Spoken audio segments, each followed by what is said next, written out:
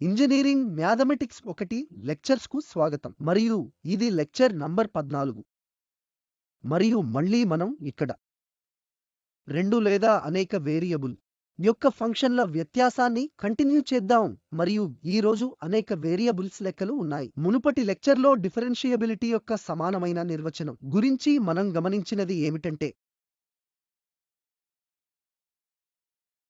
ఈ delta Z delta X మరియు delta Y terms గా వ్యక్తీకరించడానికి బదులుగా ఎప్సిలాన్ డెల్టా ఎక్స్ ప్లస్ మరియు ఎప్సిలాన్ డెల్టా 2 వైలతో కూడా ఈ లిమిట్ మనం కనుగొనవచ్చును. మరియు ఒకవేళ ఈ లిమిట్ 0 ఈక్వల్ అయితే అప్పుడు ఫంక్షన్ డిఫరెన్సిబుల్ గా ఉంటుంది. మరియు ఈ లిమిట్ నిర్వచనం వివిధ ఫంక్షన్ల డిఫరెన్షియబిలిటీని రుజువు చేయడానికి చాలా ఉపయోగకరంగా ఉందని మనం గమనించాము. అవసరమైన పరిస్థితులు కూడా ముఖ్యమైనవని మనం గమనించాము. ఎందుకంటే ముందుగా ఈ అవసరమైన కండిషన్స్ చెక్ చేస్తే మనం గమనించింది ఏమిటంటే ఉదాహరణకు ఫంక్షన్ కంటిన్యూయస్ గా లేదు లేదా పార్షియల్ డెరివేటివ్స్ ఎగ్జిస్ట్ లేవు లేదా ఒక పార్షియల్ డెరివేటివ్ ఎగ్జిస్ట్ లేనప్పుడు ఆ సందర్భంలో మనం వెంటనే అక్కడ ఫంక్షన్ డిఫరెన్షియబుల్ కాదని నిర్ధారించవచ్చు. ఎందుకంటే ఇవి డిఫరెన్షియబిలిటీకు అవసరమైన కండిషన్స్ మరియు సఫిషియంట్ కండిషన్స్ యొక్క ప్రాముఖ్యతను కూడా మనం గమనించాము. ఎందుకంటే పార్షియల్ డెరివేటివ్స్ లో ఒకదాని యొక్క కంటిన్యూయిటీ అని మనం చూపిస్తే పైన పేర్కొన్న నిర్వచనాలను ఉపయోగించి డిఫరెన్షియబిలిటీని నిరూపించకుండానే ఫంక్షన్ డిఫరెన్షియబుల్ అని మనం నిర్ధారించగలం. ఒక లెక్క గురించి ఇక్కడ చర్చించుకుందాం.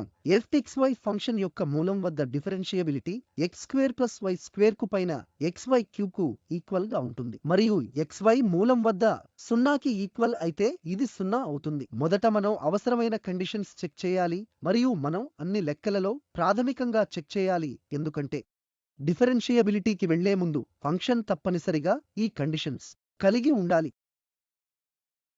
ఇక్కడ మనం ఫంక్షన్ యొక్క కంటిన్యూయిటీ చెక్ చేద్దాం. కాబట్టి xy 0కు వెళ్ళినప్పుడు అప్పుడు fxy ఫంక్షన్ మరియు ఈ సందర్భంలో ఎక్కువ ఏమీ చేయకుండానే మనం మళ్ళీ పోలార్ కోఆర్డినేట్ కి మార్చవచ్చు. అప్పుడు r² టర్మ్ హారంలో వస్తుంది మరియు ఇక్కడ లవములో 4 టర్మ్స్ ఉంటాయి మరియు కనుక మనం లవములోనే r² ని పొందుతాం మరియు దీనితో పాటు కాస్ మరియు సైన్. తద్వారా ఈ లిమిట్ ను 0 చేస్తుంది. xy 0కు వెళ్ళినప్పుడు మనకు ఈ fxy ఫంక్షన్ యొక్క లిమిట్ 0కు ఈక్వల్ గా ఉంటుంది.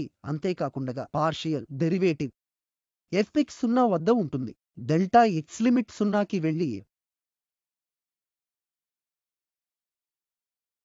0 ప్లస్ డెల్టా x yతో గుణిస్తే ఇది ఇక్కడ మారదు. కాబట్టి f0 మరియు ఈ డెల్టా x తో భాగిస్తే మనం సులభంగా చూపగలము. ఇది ఇక్కడ ఉండటం వలన మరియు మనకు అక్కడ ప్రొడక్ట్ ఉన్నందున ఇది 0 అవుతుంది మరియు ఇక్కడ కూడా ఇది 0 అవుతుంది. కాబట్టి 0 - 0 మనకు పార్షియల్ డెరివేటివ్ 0గా వస్తుంది. ఇది 0 అలాగే fy కూడా 0నే. మనకు పార్షియల్ డెరివేటివ్స్ ఉన్నాయి మరియు 0 పాయింట్ వద్ద మనకు ఫంక్షన్ యొక్క కంటిన్యూయిటీని కలిగి ఉంది. ఇప్పుడు సఫిషియంట్ కండిషన్స్ కోసం మనం 0 వద్ద ఈ పార్షియల్ డెరివేటివ్స్ కంటిన్యూయిటీ చెక్ చేయాలి. మనం అన్ని పాయింట్ల వద్ద x యొక్క పార్షియల్ డెరివేటివ్ అయిన fx పొందాలి. కనీసం ఈ 0 పాయింట్ పరిసరాలలో xy వద్ద పార్షియల్ డెరివేటివ్ 0కి ఈక్వల్ కాకుండా ఉండడానికి మనం x కి సంబంధించి ఈ ఫంక్షన్ ని డిఫరెన్షియేట్ చేయాలి. కాబట్టి ఈ y ని కాన్స్టెంట్ గా పరిగణిస్తూ మనం దీనిని x కి సంబంధించి y ని డిఫరెన్షియేట్ చేద్దాము. ఎందుకంటే ఈ పార్షియల్ డెరివేటివ్స్ వలన ఇది ఈ స్క్వేర్ కు ఈక్వల్ గా ఉంటుంది. ఇక్కడ హోల్ స్క్వేర్ ఉంటుంది మరియు ఇది x² + y² అవుతుంది. కాబట్టి x కి సంబంధించి దీని డెరివేటివ్ y³ అవుతుంది. అప్పుడు ఈ xy³ మైనస్ చేస్తే x కి సంబంధించి పార్షియల్ డెరివేటివ్ 2x అవుతుంది. ఈ స్క్వేర్ y³ ఇక్కడ కూడా మనం x² y³ సార్లు చేయాలి. కాబట్టి మనకు మైనస్ x² y³ వస్తుంది. తరువాత ఇక్కడ y 5 అంటే ఇక్కడ y పవర్ 5 మరియు ఇక్కడ square plus y² whole square కనుక ఈ 0 కాని పాయింట్ xy వద్ద 0కు ఈక్వల్ కాదు. మనకు డెరివేటివ్ వస్తుంది. x కి సంబంధించి పార్షియల్ డెరివేటివ్ లేదా y కి సంబంధించి పార్షియల్ డెరివేటివ్ నేరుగా ఆ వేరియబుల్ కు సంబంధించి ఈ ఫంక్షన్ యొక్క డెరివేటివ్ నేరుగా తీసుకోవడం మరియు ఇతర వేరియబుల్ను కాన్స్టంట్గా ఉంచడం మరియు దీనిని 0 వద్ద పొందడానికి మనకు ఇక్కడ వచ్చిన డిఫరెన్షియబిలిటీ యొక్క ప్రాథమిక నిర్వచనాన్ని మనం ఉపయోగించాలి. ఇక్కడ 0 వద్ద fx 0 అవడం వలన ఇక్కడ ఇది కూడా 0 అవుతుంది. ఇప్పుడు మనం ఈ పరిసరాలలో xy పాయింట్ వద్ద మరియు 0 పాయింట్ వద్ద కూడా fx మూల్యాంకనం చేశాం. మరియు ఇప్పుడు కంటిన్యూయిటీ కొరకు మనం ఈ ఫంక్షన్లో xy 0కి వెళ్తున్నట్లు మనం లిమిట్ తీసుకోవాలి. అది 0కి ఈక్వల్ నా కాదో, ఒకవేళ 0కి ఈక్వల్ అయితే మనం ఆ సఫిషియెంట్ కండిషన్ వలన ఆ ఫంక్షన్ డిఫరెన్షియబుల్ అని క్లెయిమ్ చేయవచ్చు. లేదంటే మనం డిఫరెన్షియబిలిటీ పరీక్షించడానికి ఇంకా ముందుకు వెళ్ళవలసి ఉంటుంది. ఇక్కడ మనం ఈ xy లిమిట్ 0 fx xyకు వెళ్తుందని తీసుకుంటే ఈ సందర్భంలో మనం ఇప్పుడు పోలార్ కోఆర్డినేట్ మార్చి ఇక్కడ ప్రత్యామ్నాయం చేసినట్లు అయితే మనకు ఇక్కడ r² వస్తుందని గమనించవచ్చు. అంటే r4 అయితే అక్కడ మనకు r⁵ ఉంది కనుక మనకు లవములో ఒక r వస్తుంది మరియు r 0కు వెళ్తుంది. కాబట్టి xy 0కు వెళ్తుంది. దీని వాల్యూ 0 అవుతుంది. ఇక్కడ fx కంటిన్యూయస్ గా ఉంటుంది ఎందుకంటే ఇది 0కు ఈక్వల్ మరియు 0 పాయింట్ వద్ద fx యొక్క వాల్యూ ఇది. మనకు పార్షియల్ డెరివేటివ్ యొక్క కంటిన్యూయిటీ ఉంది మరియు ఈ ఫంక్షన్ యొక్క డిఫరెన్షియబిలిటీ నిరూపించడానికి మనం ఇప్పుడు ఉపయోగించవచ్చు. ఎందుకంటే మనకు అవసరమైన కండిషన్స్ ఉంటే పార్షియల్ డెరివేటివ్ ఫంక్షన్ కంటిన్యూయస్ గా ఉంటుంది. ఆ సఫిషియెంట్ కండిషన్ కొరకు మనం పార్షియల్ డెరివేటివ్స్ లో ఒకటి కంటిన్యూయస్ అని చూపించాలి. కనుక మనం ఇక్కడ ఈ x కంటిన్యూయస్ అని చూపించాం మరియు 0 పాయింట్ వద్ద ఫంక్షన్ f డిఫరెన్షియబుల్ అని నిరూపించడానికి అది సరిపోతుంది. ఇక్కడ మనం చర్చించబోయే తరువాత లెక్క ఫంక్షన్ y² పైన y³ sin 1 యొక్క మూలం వద్ద డిఫరెన్షియబిలిటీ x 0కు ఈక్వల్ గా లేనప్పుడు మరియు x 0కు ఈ 0కు ఈక్వల్ గా ఉన్నప్పుడు మనం f యొక్క కంటిన్యూయిటీ మరియు పార్షియల్ డెరివేటివ్ ఉందో లేదో పరీక్షిద్దాము. మనం ఇది చూడడానికి సులభం. కంటిన్యూయిటీ కొరకు మనం ఈ ఫంక్షన్ xy యొక్క లిమిట్ xy 0కు వెళ్తున్నట్లుగా తీసుకోవాలి. మరియు ఇక్కడ ఇది అల్పమైనది ఎందుకంటే ఇది ఇక్కడ కూర్చోవడానికి బౌండెడ్ ఫంక్షన్ మరియు అప్పుడు xy 0కు వెళ్ళినప్పుడు ఈ y 0కు వెళ్తుంది మరియు ఇది 0 అవుతుంది మరియు ఇది ఆ పాయింట్ వద్ద ఇది ఫంక్షన్ వాల్యూ కూడా కనుక మనకు ఈ ఫంక్షన్ యొక్క కంటిన్యూయిటీ ఉంది మరియు పార్షియల్ డెరివేటివ్ యొక్క ఎగ్జిస్టెన్స్ ఉంది. దాని కొరకు మనం పార్షియల్ డెరివేటివ్ పరిగణించాలి. x కు సంబంధించి limit 0 plus delta x 0 minus ఈ f0 0ను ఈ డెల్టా x తో విభజించి ఈ y 0 ఇది 0 అవుతుంది. మళ్ళీ ఇక్కడ ఇది 0 అవుతుంది. మనకు 0 మైనస్ 0 ఉండడం వలన ఇది కూడా 0 అవుతుంది. మనకు x కు సంబంధించి పార్షియల్ డెరివేటివ్ ఎగ్జిస్టెన్స్ ఉంది. అలాగే y కు సంబంధించి పార్షియల్ డెరివేటివ్ ఎగ్జిస్టెన్స్ చూపించవచ్చు. దాని కొరకు మనం డెల్టా y 0కు వెళ్తుందని పరిగణించాలి మరియు f0 డెల్టా y మైనస్ ఈ f0 0 మరియు ఇక్కడ డెల్టా y x0 కనుక ఈ ఫంక్షన్ యొక్క వాల్యూ మళ్ళీ 0 అవుతుంది మరియు ఇక్కడ కూడా ఈ ఫంక్షన్ యొక్క వాల్యూ 0. మనకు తిరిగి 0 ఉంది. ఫంక్షన్ యొక్క కంటిన్యూయిటీ మరియు పార్షియల్ డెరివేటివ్ యొక్క ఎగ్జిస్టెన్స్ మనం ఇప్పుడు సులువుగా చూసాం. తరువాత మేము ఈ x యొక్క కంటిన్యూయిటీ చూపిస్తాం. x కు సంబంధించి పార్షియల్ డెరివేటివ్ యొక్క కంటిన్యూయిటీ తీసుకురావడానికి ప్రయత్నిద్దాము. దానికోసం మనం x0కు సమానంగా లేనప్పుడు పార్షియల్ డెరివేటివ్ లెక్కించాలి. మనం దీనిని పొందాలి. x0కు సమానంగా ఉంటే దీని విలువ 0 అని మనం ఇంతకు ముందే చూసాం కనుక కనీసం 0 పాయింట్ వద్ద ఇది 0 అని మనం చూసాం. ఇప్పుడు x0కు ఈక్వల్ లేనప్పుడు దీన్ని పొందడానికి x కు సంబంధించి మనం నేరుగా డిఫరెన్షియేట్ చేయాలి కనుక ఇక్కడ సైన్ కొరకు y³ కాన్స్టెంట్ గా తీసుకోవాలి. మనకు x² పైన కాస్ టర్మ్ వస్తుంది మరియు x² పైన 1 యొక్క డెరివేటివ్ క్యూబ్ పైన -2గా వస్తుంది. x0కు సమానంగా లేనప్పుడు ఇది డెరివేటివ్ మరియు డెరివేటివ్ యొక్క ప్రాథమిక నిర్వచనం ప్రకారం x0కు సమానమైనప్పుడు ఈ డెరివేటివ్ సున్నాగా మనకు వస్తుంది. ఈ సందర్భంలో ఏమి జరుగుతుందో అనేది మేము ఇప్పుడు చూపిస్తాం. ఇక్కడ మనం లిమిట్ xy అని తీసుకున్నప్పుడు లేదా ప్రాథమికంగా ఈ x సున్నాకు వెళ్ళినప్పుడు మనం ఈ మూలానికి సమీపిస్తున్నాం. ఈ లిమిట్కు ఏమి జరుగుతుంది xy సున్నాకు వెళ్తున్నప్పుడు? fx లిమిట్ మనం తీసుకుంటే ఈ y మార్గం x తో ఈక్వల్ అవుతుంది. ఈ y మార్గం x తో ఈక్వల్ అని మనం తీసుకుంటే చూడడానికి సులభం. అప్పుడు ఈ లిమిట్కు ఏమవుతుంది? ఈ లిమిట్ -2 అవుతుంది మరియు ఈ cos x స్క్వేర్ పైన 1 అవుతుంది మరియు లిమిట్ x సున్నాకు వెళ్తుంది. కనుక ఈ సందర్భంలో ఈ లిమిట్ ఎగ్జిస్ట్ కాదు.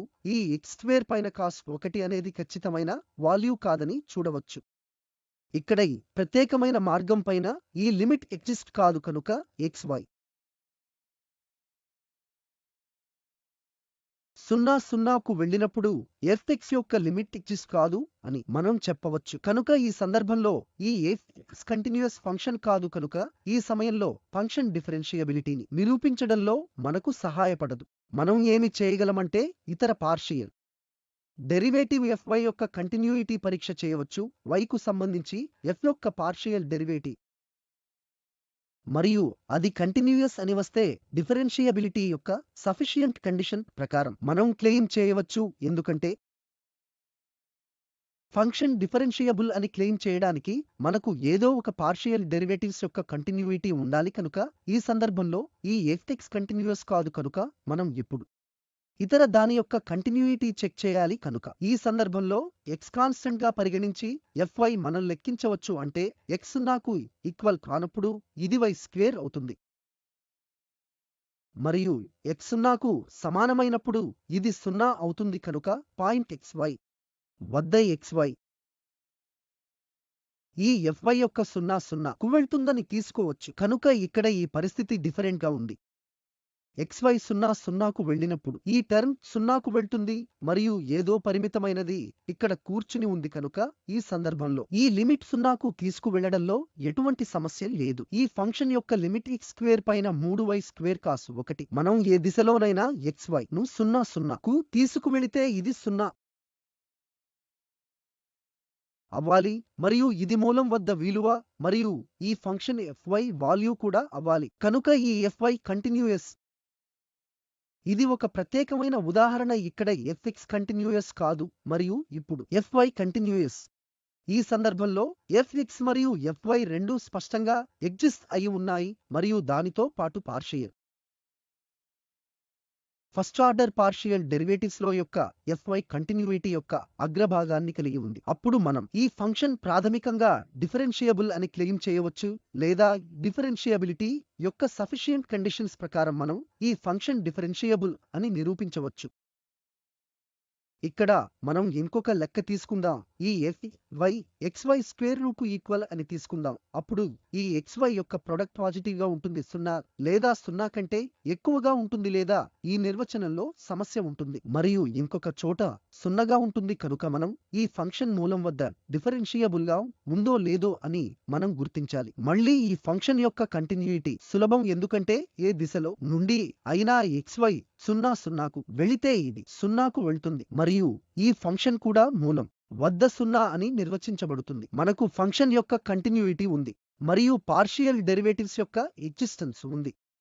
మనం ఈ నిర్వచనం మళ్ళీ ఉపయోగించవచ్చు. కనుక ఇక్కడ f డెల్టా x మరియు y 0 ఆ ప్రొడక్ట్ 0 కాబట్టి మనకు ఇక్కడ మళ్ళీ 0 వస్తుంది మరియు ఈ f 0 కనుక 0 - 0 అంటే 0 0 పాయింట్ వద్ద fx 0 మరియు అదే విధంగా fy కూడా 0 0 వద్ద 0. ఈ ఫంక్షన్ కంటిన్యూయస్ మరియు partial order first order derivative exist అవుతుంది.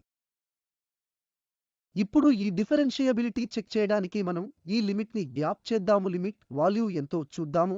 ఒకవేళ ఈ లిమిట్ విలువ 0కు వస్తే అప్పుడు ఈ ఫంక్షన్ డిఫరెన్షియబుల్ అవుతుంది. ఒకవేళ మనకు ఈ లిమిట్ 0 అని రాకపోతే ఈ ఫంక్షన్ డిఫరెన్షియబుల్ కాదు. దానికోసం మనం ఈ dz ని పొందాలి. అది x కు సంబంధించిన z యొక్క పార్షియల్ డెరివేటివ్ మూలం వద్ద y కు సంబంధించిన z యొక్క పార్షియల్ డెరివేటివ్ మరియు ఆ రెండు 0లే. కనుక మనకు ఈ d జెడ్ సున్నాకు ఈక్వల్ మరియు ఈ డెల్టా జెడ్ ఇది f0 plus delta x0 plus delta y minus ఈ f0 0 కనుక ఇది ఇలా అవుతుంది డెల్టా y యొక్క స్క్వేర్ రూట్ మరియు ఇది మైనస్ 0 ఇక్కడ ప్రొడక్ట్ 0 అని ఊహించినందున మనకు ఈ డెల్టా సెట్ డెల్టా x మరియు డెల్టా y యొక్క స్క్వేర్ రూట్ గా వస్తుంది. ఇప్పుడు ఇక్కడ ఉన్న constant delta Z minus delta రో పైన dz అనేది డెల్టా z అంటే స్క్వేర్ రూట్ x మరియు square root x delta y మరియు ఈ డేటా రో అనేది delta x square plus delta y square యొక్క స్క్వేర్ రూట్ మరియు ఈ సందర్భంలో మనం ఈ డెల్టా రో 0కు వెళ్తున్న లిమిట్ తీసుకుంటే ఈ లిమిట్ ఎగ్జిస్ట్ అవ్వదు. ఎందుకంటే ఉదాహరణకు ఒకవేళ మనం డెల్టా y డెల్టా x తో ఈక్వల్ అనే మార్గం తీసుకుంటే ఏమి జరుగుతుంది? మీకు డెల్టా x అక్కడ ఉంటుంది మరియు డెల్టా x స్క్వేర్ ఇక్కడ కనుక ఈ డెల్టా x స్క్వేర్ టర్మ్స్ మాయమైపోతాయి. కనుక ఈ డెల్టా y డెల్టా x తో ఈక్వల్ అనే మార్గంలో మనకు ఒక ఓవర్ స్క్వేర్ రూట్ ఉంటుంది. మనం గమనించేది ఏమిటంటే డెల్టా రో 0కు వెళ్ళినప్పుడు డెల్టా రో పైన డెల్టా జెడ్ మైనస్ dz అనేది స్క్వేర్ రూట్ 2 పైన 1 ఎందుకంటే ఇక్కడ డెల్టా x స్క్వేర్ క్యాన్సల్ అయినప్పుడు 1 వస్తుంది. 1 ప్లస్ ఇక్కడ వస్తుంది అంటే స్క్వేర్ రూట్ 2 వస్తుంది. ఈ మార్గం ద్వారా లీనియర్ పార్ట్ డెల్టా y కి డెల్టా x తో ఈక్వల్ ఈ లిమిట్ 1/2 తో ఈక్వల్. ఖచ్చితంగా ఈ లిమిట్ 0కు ఈక్వల్ కాదు. కనుక ఇక్కడే ఒక మార్గం తీసుకోవడం ద్వారా లిమిట్ 0కు భిన్నంగా ఉంటుంది అని చూపించవచ్చు. లిమిట్ ఎగ్జిస్ట్ కావచ్చు లేదా ఎగ్జిస్ట్ కాకపోవచ్చు అనేది సంబంధం లేదు. ఫంక్షన్ డిఫరెన్షియబుల్ కాదు అని నిరూపించడానికి, ఎందుకంటే డిఫరెన్షియబిలిటీ కోసం ఈ లిమిట్ 0కి ఈక్వల్ గా ఉండాలి. మరియు ఈ ప్రత్యేక మార్గం ద్వారా మనం గమనించింది ఏమిటంటే ఈ లిమిట్ స్క్వేర్ రూట్ 2కు పైన 1తో ఈక్వల్ అని. కనుక మనం ఇప్పుడు ఫంక్షన్ డిఫరెన్షియబుల్ కాదు అని చెప్పవచ్చును, ఎందుకంటే ఈ లిమిట్ 0కు ఈక్వల్ కాదు. ఈ సందర్భంలో ఫంక్షన్ డిఫరెన్షియబుల్ కాదు. డిఫరెన్షియబిలిటీ గురించి చర్చించే ఇంకొక ఉదాహరణ మళ్ళీ ఈ ఫంక్షన్ యొక్క మూలం వద్ద x⁴ మరియు స్క్వేర్ రూట్ x పైన సైన్ 1 ప్లస్ y⁴ దాని తరువాత మనకు స్క్వేర్ రూట్ y పైన కాస్ 1 ఉంది మరియు ఇది x 0కు ఈక్వల్ కాదు మరి y 0కు ఈక్వల్ కాదు అని నిర్వచించబడింది మరియు ఇది మరొక చోట 0. కనుక మనం నేరుగా డిఫరెన్షియబిలిటీ యొక్క ఈ నిర్వచనం ఉపయోగించవచ్చు. ఈ సందర్భంలో చాలా సులభం, ఎందుకంటే ఈ ప్రత్యేక స్ట్రక్చర్ వలన మనం సులభంగా ఈ ఫంక్షన్ ఈ ఫార్మ్లో ఎక్స్ప్రెస్ చేయవచ్చు. ఎందుకంటే మీరు గమనించినట్లయితే ఈ డెల్టా జెడ్ అనేది f delta x delta y minus 0 point వద్ద ఈ f0 0 ఇది కేవలం x మరియు y తో ఈక్వల్ మరియు ఇది డెల్టా x డెల్టా y తో భర్తీ చేయబడుతుంది. ఇది 0. ఇక్కడ మనకి డెల్టా x పవర్ రెండింటిని కలిగి ఉంది. తరువాత డెల్టా x స్క్వేర్ రూట్ పైన సైన్ టర్మ్స్ 1 ప్లస్ ఇక్కడ మనకు డెల్టా y పవర్ 5/2 ఉంది. ఆ తరువాత ఒక సైన్ ఉంది. ఆ తరువాత ఇక్కడ మనకు ఈ కాస్ టర్మ్ ఉంది. ఇది ఇక్కడ కాస్ కనుక స్క్వేర్ రూట్ y పైన కాస్ 1. ఈ సందర్భంలో ఇప్పుడు మనం 0ను delta x plus 0 delta y లోకి రాయవచ్చు.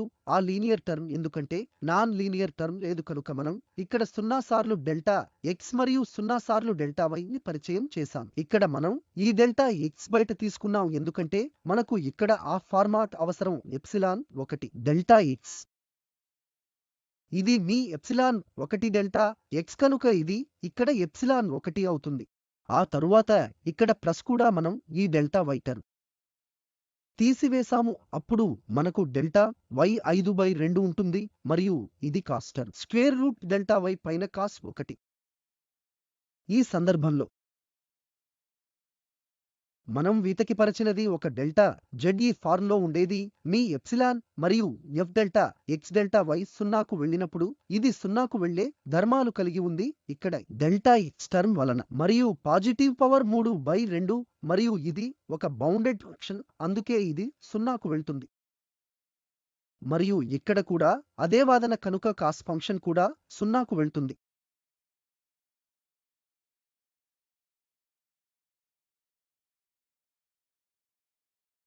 ఆ సందర్భంలో ఈ ఫంక్షన్ డిఫరెన్షియబుల్, ఎందుకంటే మనం ఈ ఫంక్షన్ సులభంగా ఎక్స్ప్రెస్ చేయవచ్చు ఈ ఫార్మ్లో కనుక.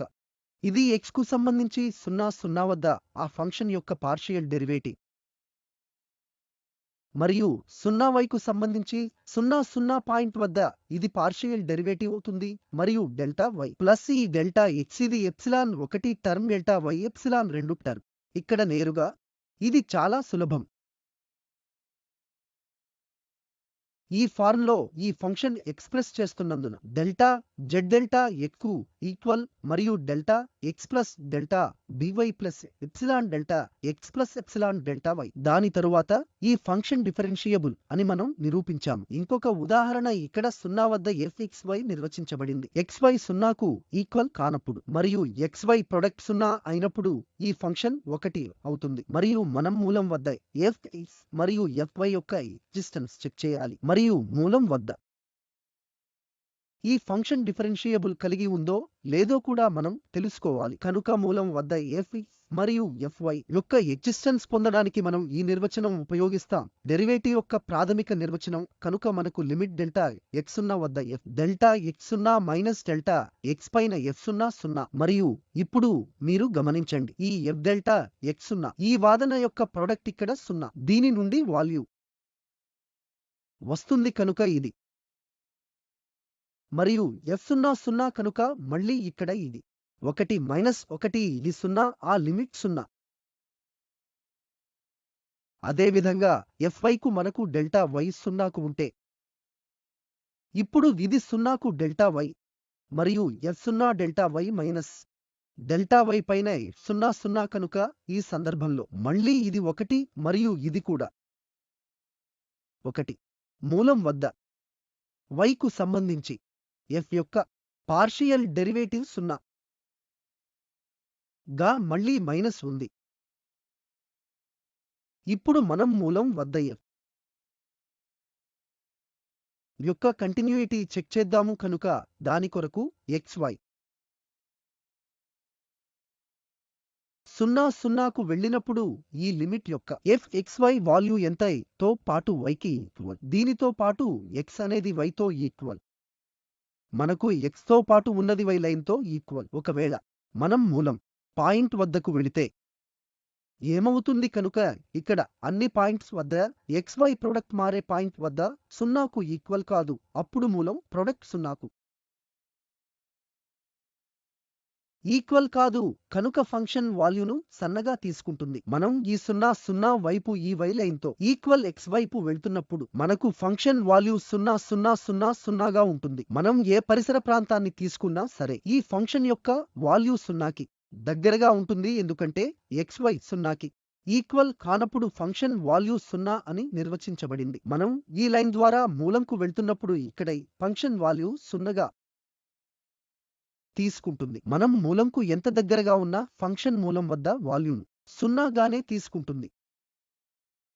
ఇక్కడ ఒక డిస్కంటిన్యూటీ పాయింట్ ఉంది కనుక x తో పాటు ఈ లిమిట్ y కు ఈక్వల్ గా ఉంటుంది 0. అయితే మూలం వద్ద ఈ ఫంక్షన్ యొక్క వాల్యూ 1. అప్పుడు మనం స్పష్టంగా చూడవచ్చు ఫంక్షన్ డిఫరెన్షియబుల్ కాదని మరియు కంటిన్యూయస్ కాదని.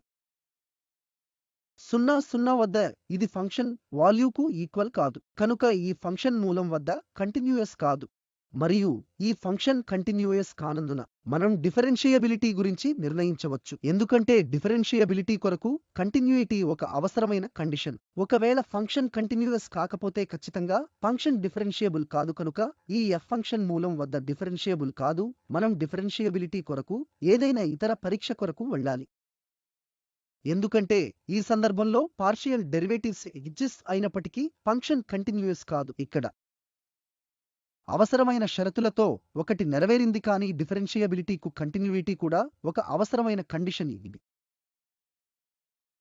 ఇక్కడ నెరవేరలేదు కనుక ఫంక్షన్ కంటిన్యూయస్ కాదు, కనుక వేరే ఇతర పరీక్ష లేకుండగానే ఫంక్షన్ డిఫరెన్షియబుల్ కాదు అని చెప్పవచ్చు.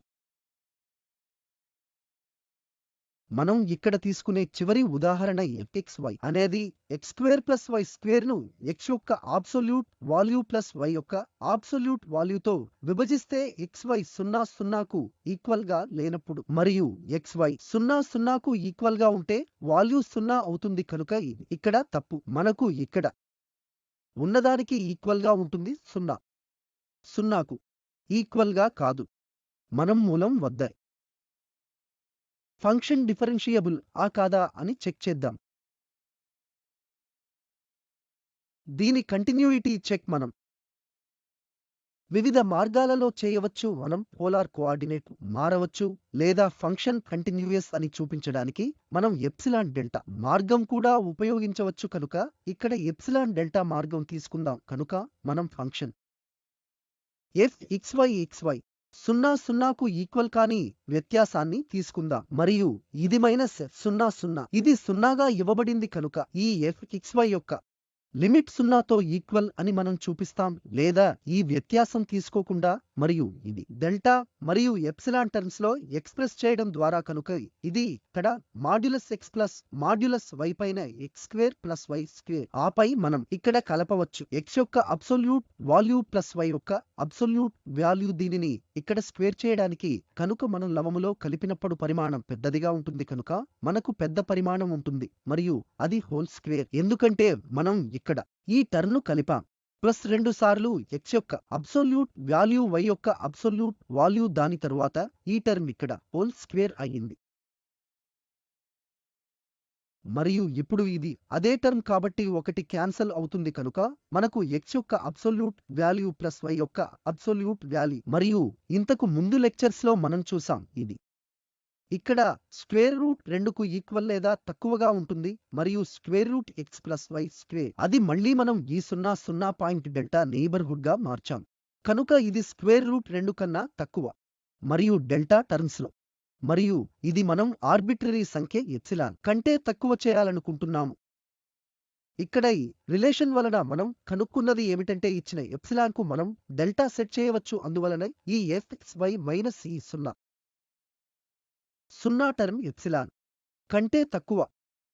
ఇక్కడ ఇచ్చిన ఎప్సిలాన్ కు √2తో ఎప్సిలాన్ కంటే తక్కువ డెల్టా ఎంచుకున్నందున మనకు ఇప్పుడు ఈ డెల్టా ఉంది. అందువలన ఈ వ్యత్యాసం ఎప్సిలాన్ కంటే తక్కువ. ఇది కంటిన్యూయిటీ చూపించడానికి ఎప్సిలాన్ డెల్టా విధానం. ఇక్కడ మనం చూపించింది ఏమిటంటే ఒకవేళ మనం ఈ డెల్టా ఎంచుకుంటే అప్పుడు ఈ వ్యత్యాసం ఎప్సిలాన్ కంటే తక్కువగా ఉంటుంది.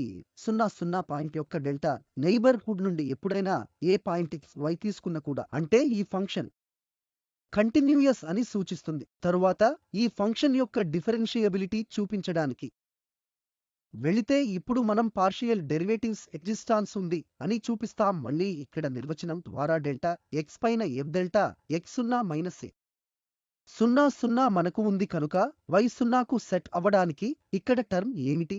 మనకు ఇక్కడ ఈ డెల్టా x² ఉంది మరియు ఈ డెల్టా x యొక్క అబ్సొల్యూట్ వాల్యూతో విభజించి మరియు డెల్టా x కనుక ఇది టర్మ్. ఇప్పుడు ఈ డెల్టా x క్యాన్సల్ అవుతుంది. మనకు ఇంకా ఎక్కువ డెల్టా x యొక్క అబ్సొల్యూట్ వాల్యూ పైన డెల్టా x ఉంటుంది కనుక ఒకవేళ ఈ డెల్టా x కుడి వైపు నుండి 0కు వెళితే అప్పుడు ఇది 1 అవుతుంది మరియు ఇది ఎడమ వైపు నుండి 0కు వెళితే అప్పుడు దీని వాల్యూ -1 అవుతుంది. కనుక ఈ లిమిట్ ఎగ్జిస్ట్ అవ్వదు ఎందుకంటే మనకు ఇక్కడ +y లేదా -1 లిమిట్ గా ఉంటుంది. డెల్టా పాజిటివ్ వైపు నుండి 0 దిశగా వెళితే ఈ డెల్టా x నెగటివ్ వైపు నుండి 0 దిశగా వెళితే కనుక లిమిట్ ఎగ్జిస్ట్ అవ్వదు. మరియు ఈ సందర్భంలో మనం ఇప్పుడు ఇక్కడ fx ఒక డెరివేటివ్ కు చూపించాం కానీ ఈ ఫంక్షన్ ఒక్క సిమెట్రిక్ కనుక ఇక్కడ x² + y² గా ఉంటుంది. కాబట్టి మనం 0,0 దగ్గర fy ఎగ్జిస్ట్ అవ్వదు అని చూపించవచ్చు. మరియు ఈ సందర్భంలో వాస్తవానికి డెరివేటివ్స్ లో ఒకటి ఎగ్జిస్టెన్స్ చూపించడం వలన ఫంక్షన్ డిఫరెన్షియబుల్ కాదని చెప్పడానికి సరిపోతుంది. ఎందుకంటే డిఫరెన్షియబిలిటీ యొక్క అవసరమైన కండిషన్ ఏమిటంటే రెండు పార్షియల్ ఆర్డర్ డెరివేటివ్స్ ఎగ్జిస్టెన్స్ లో ఉండడం కనుక ఈ సందర్భంలో ఒకవేళ ఈ fx ఎగ్జిస్ట్ అవ్వకపోతే అక్కడే మనం ఫంక్షన్ డిఫరెన్షియబుల్ కాదని చెప్పవచ్చును. ఈ సందర్భంలో రెండు డెరివేటివ్స్ ఎగ్జిస్ట్ లో లేనప్పటికీ కనుక ఫంక్షన్ డిఫరెన్షియబుల్ కాదు. కనుక ఇప్పుడు ముగింపుకు వస్తే కాబట్టి మనం ఈ డిఫరెన్షియబిలిటీ పరిశోధించడాన్ని గమనించడానికి మనం అవసరమైన కండిషన్స్ ఉపయోగించవచ్చు, ఎందుకంటే కంటిన్యూయిటీ మరియు పార్షియల్ డెరివేటివ్ ఎగ్జిస్టెన్స్ ఇందులో ఏదో ఒకటి ఉల్లంఘించినప్పుడు అప్పుడు మనం ఫంక్షన్ డిఫరెన్షియబుల్ కాదని నిరూపించవచ్చు, లేదా సఫిషియెంట్ కండిషన్స్ ఉపయోగించి కూడా మనం ఫంక్షన్ యొక్క డిఫరెన్షియబిలిటీ చర్చించవచ్చు. కనుక ఒక పార్షియల్ ఆర్డర్ డెరివేటివ్ యొక్క కంటిన్యూయిటీ ఫంక్షన్ యొక్క డిఫరెన్షియబిలిటీకి సరిపోతుంది, మరియు ఫైనల్ చెక్ అవసరమైన కండిషన్స్ నెరవేరినట్లు మనం గమనించినట్లయితే మరియు మనం సఫిషియెంట్ కండిషన్స్ నెరవేరకపోతే, ఉదాహరణకు పార్షియల్ డెరివేటివ్ కంటిన్యూయస్ కాకపోతే, ఆ సందర్భంలో మనం ఫైనల్ చెక్ కోసం వెళ్ళాలి, లిమిట్ పరీక్ష ఉపయోగించవచ్చు. ఇది లిమిట్ 0 ఈక్వల్ లేదా 0 కాదా అని నిరూపించడం సులభం, లేదా ఈ సందర్భంలో డిఫరెన్షియబిలిటీ యొక్క నిర్వచనం నేరుగా ఉపయోగించవచ్చు. లెక్చర్స్ తయారు చేయడానికి ఉపయోగించిన రెఫరెన్సెస్ ఇవి. చాలా ధన్యవాదాలు.